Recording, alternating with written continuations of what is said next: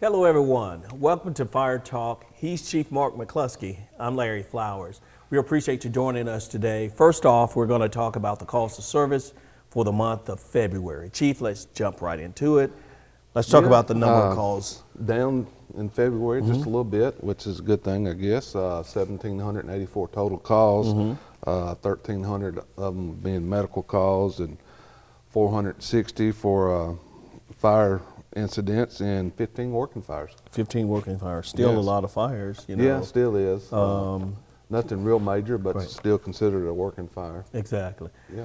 So first off, there was a vehicle fire back on February 16th on Barfield Road at New Salem Highway. Yeah, that was right there at the Thornton's Market, close to the building there. It was, I think, a four-door pickup truck fully involved when our guys got on the scene. Not sure what actually caused the fire, but it looked like pretty much a total loss. No one was injured. We got the fire put out and no damage to the building, or especially the gas pumps in that situation. So, yes. Exactly. And then 2 days later at Mitchell Nielsen Elementary School, smoke in the building. Yes, had smoke in the building, of course. We were called out to that. It was about 2 o'clock in the afternoon. Got on the scene, and there was smoke in the building. Of course, a school like that calls for a lot of response with the occupants in it, and come to find out it was the HVA system. Narrowed it down to that and isolated the situation, able to get the smoke out of the school and let children get back in and get to studying. And a good job by the administration, teachers, and staff. Yes, they got those kids out. Exactly. You know, this is part of the department that a lot of people don't see, the Fire Marshal Division. We oversee our schools. The teachers have a requirement, you know, by the state to do certain things when the fire alarm goes off. There's certain standards they got to meet. Accountability for the kids is a big thing. Schools are required 12 times a year to have fire drills. Sometimes we do them unannounced just to make sure things are going well. Teachers required to have their roll book to be able to count the students. It's a lot involved in just getting out of the school. Teachers have a lot of responsibility. They've always done a good job, you know, here in our city schools. Right. And then we had a training class, a week-long class, confined space rescue class. Yes. Talk about that. This was a joint class with a few other departments: Smyrna, Lebanon, Rutherford County, Laverne. I think Nashville was even involved. Yeah, confined space. You know, it's more confined space deals with a lot of different areas. Underground. You know, maybe a collapsed building, which is a different part of it. But you know, not long ago we had a confined space where a gentleman went down into a tunnel. We had to get him out. So this was a real good class to freshen up and new ideas and learn more about how those operations run. So yeah, it was a really good class for the group. Sure. And then firefighter Alexander Thompson, he participated in a specialized training class through training to perform under pressure. Yes, this was alternate fuel class, AV car, electric cars. Oh, okay. It got more into detail how to deal with extrication on these vehicles. It's not like your modern cars here. You got to watch where you cut, knowing where you cut, because you're going to be cutting into these lines that you know, fuel the car. So it's a total different concept than the cars that we're used to. So it went into a lot of detail as far as extrication, patient care in these cars while you're working on the stuff. So it's a real good class.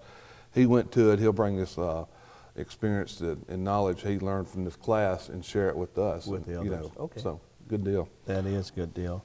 And then Youth Leadership Rutherford, their 2026 class got a chance to visit Station 4, right? They did. They come to Station 4 and spend some time with us. And in this class, we go over what we do on their day-to-day basis, give them a tour of the station, let them explore the fire truck, you know, just check out our equipment, just what we do, what we're about. And we also give them a ride up in the truck like we do a lot of people. And of course the slide there, that's the big thing. That slide. At Station 4. But yeah, it was great having them, you know. Sure. And then we had several promotions over the past month. Mind going through those? Yeah, we did. We had Dustin Holman and Dustin Hopper. Two Dustins. Two got promoted to captains.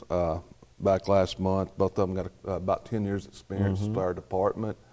And by promoting them, it opens up 2 more positions that they left. So we had 2 promoted to engineers, which was Emmy Holliday and Nate Stiles. Both of them been in our department for a few years, and they were promoted up to engineer with our department. So. Yeah, it's good to see these men It and is. women, You know, it's climb up the exciting. ranks. Yes, one of our females got promoted. You know, there at one time we had several females in ranking positions, but they've retired out, and then we got another generation of them coming up. So yeah, we enjoy seeing them moving through our ranks of the departments. But yeah, great to have all 4 of these in these new positions. I know they'll do a great job, been well trained. They sure will. They sure will. And congratulations to you. Oh yeah, 41 years, 41. 41.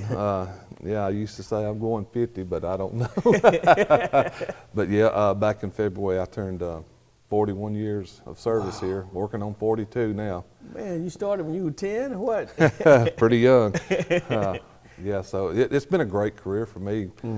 Not that I'm retiring anytime soon, but I mean, I've loved it. I've started out here when I was 18. Wow, 18. And just worked my way up, and timing and all my experience led out, able to become chief. Right, It's exactly. been great. And that's what it's about, man. An example to, other firefighters to see, hey, you can, rise through the ranks. Yeah, when I do our recruit classes, new promotion or new hires, when we're doing that, I kind of tell them that story to let them know that they have a chance to be in my position. Work hard, get trained, go to classes, and have a positive attitude. And I also lived across the street from the fire station. I used to be the fire station that lived across the street from me as paper boy. Okay. So I've been around it for many, many years, and I started that when I was like 11 years old, being their paper boy. So Sure. Congratulations, Chief. I appreciate it. And wanted to see, have you signed up for Community Connect? Chief, if you wouldn't mind, for those who don't know what Community Connect is, can you explain? Community Connect, it's some information you can give us. And we keep this information, only share it with us within the department, but the type of information we're looking for, if your house maybe has a tornado shelter, we got that on file. And while we're responding to your house, we know that, especially during the storm season, if a tornado might hit. Maybe you got someone in your house that's bedridden on oxygen, or you store something at your house that's normally not something somebody would have, maybe a large quantity of gas or something for whatever reason. Just anything, it'll walk you through it, how to fill it out, that could be information for us. So when we're responding to your house or business, that we have information that we find out on the way, that's very useful, to where if someone has a bedridden mother-in-law upstairs, Right. in a bedroom, we know that on the way there. Exactly. So it's a lot of good information that we can use before we get on the scene. Right. If they have pets, anything like that, they can report it as Correct. well. And it's easy to sign up with simply just a few clicks of a button. Just go to murfreesborotn.gov/MFRD Community Connect. And Chief, we got to talk about our top Facebook posts for the month of February. We're up now to 17,834 followers for the month.